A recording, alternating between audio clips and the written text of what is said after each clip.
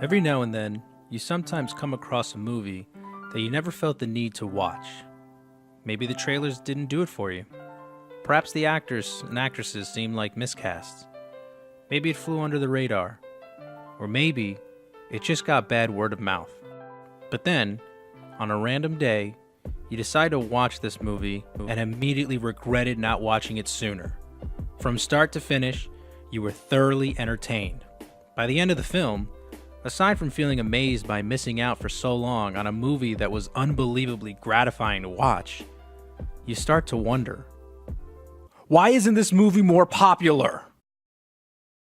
I can't tell you how many times this has happened to me, but what I can tell you is which movie I have consistently felt this way about.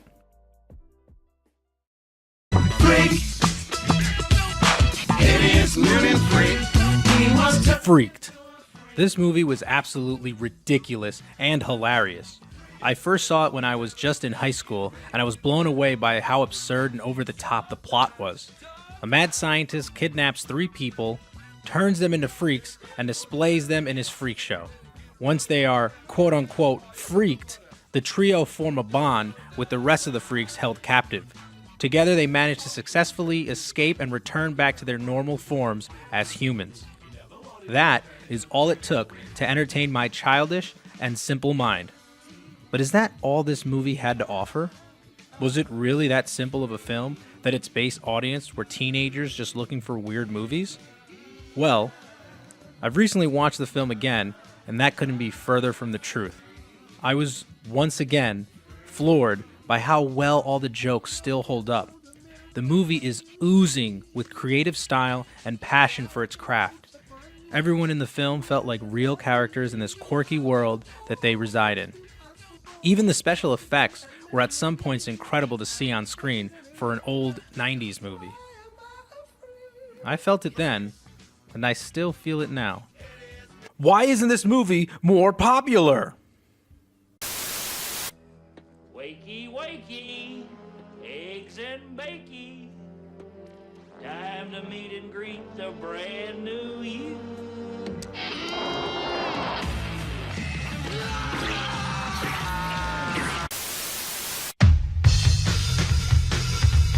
So what is it about this underrated gem that made it work so well? It wouldn't be fair to pinpoint one thing. It's actually a culmination of several attributes that make this particular film stand out for me. The plot is definitely out there in terms of its unconventional nature, but the way the story is told is what makes it work. And in order to tell a good story in a film, you need a balanced flow between all moving parts. For example, every actor understands their roles and hits their beats accordingly. They deliver the punchlines of the jokes quite effectively and act over the top. But it never really feels off-putting like some other movies have tried. You are tearing me apart, Lisa! Sure, there will always be jokes that fall flat, but the script is so full of one-liners and quips that you constantly find yourself laughing at the next one throughout the film. There's also an abundance of visual gags to help heighten the tone the director has established.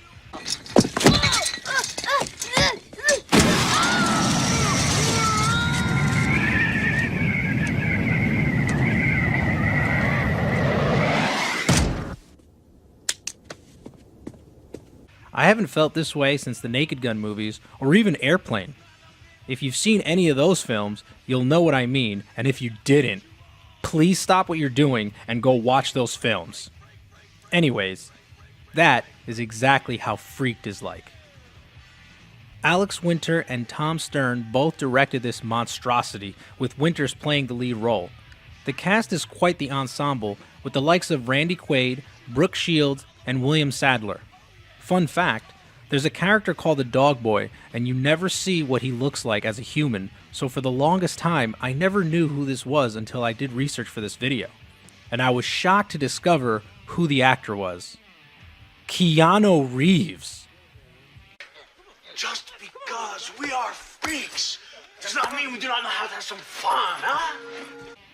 That's right, the famous Bill and Ted are together again in another movie. Mind equals blown. I am Ortiz, the dog boy, leader of the freaks. kind of like the top dog. Welcome to hell. So the actors in this movie weren't exactly Academy Award winners, but they certainly bring a lot of talent to the project, and it showed.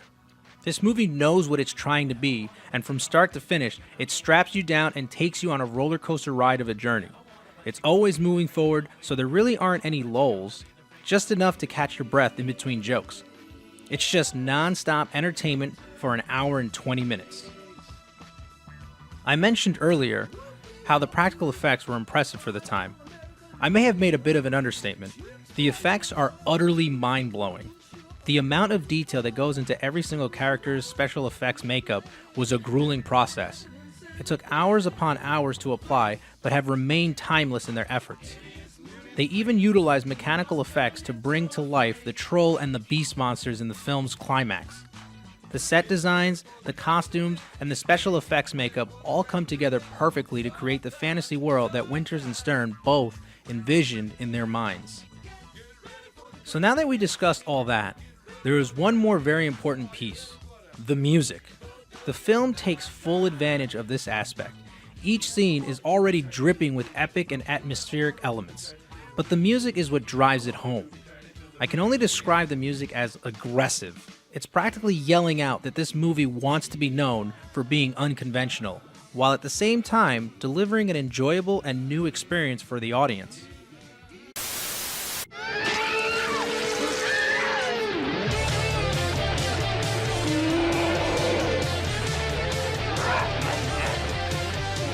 Guys, put that thing away.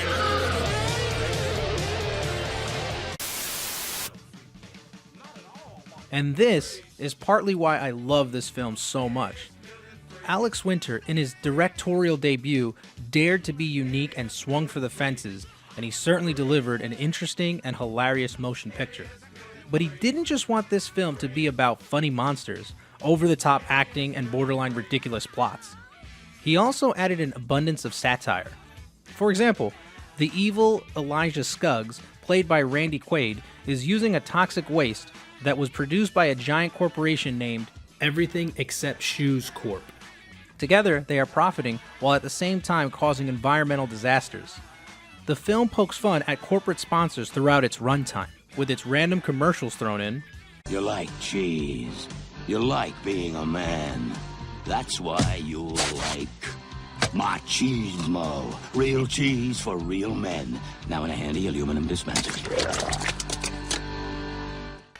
An actor endorsing an evil corporation to make it seem more mainstream, or even when the bearded lady is accessorizing as her act on stage. By the way, Mr. T is also in this movie. I know, amazing. But now I know who I am. I can say to the world, hey, this is me. I am woman, and I like me. The movie never feels as though it's trying to be preachy. Instead, it cleverly disguises these angles through hilarious gags, something most of us are used to seeing today. Another thing we see all too much these days is remakes, reboots, or reimaginings, as they say. And that's why it's so sad to see something like this go widely overlooked for decades. You can really tell that Alex Winters was extremely passionate about this project and put in a tremendous effort into this film, as did the entire cast and everyone involved in the production. And, if I'm being honest, it not only shows, but it was so refreshing to watch. To be able to sit down and watch a full-length film filled with completely new and inventive ideas, especially with current standards, is not very common. And I hope that if this video can do anything, it'll just make you think about watching this a little more, so that maybe you can also ask yourself, why isn't this more popular?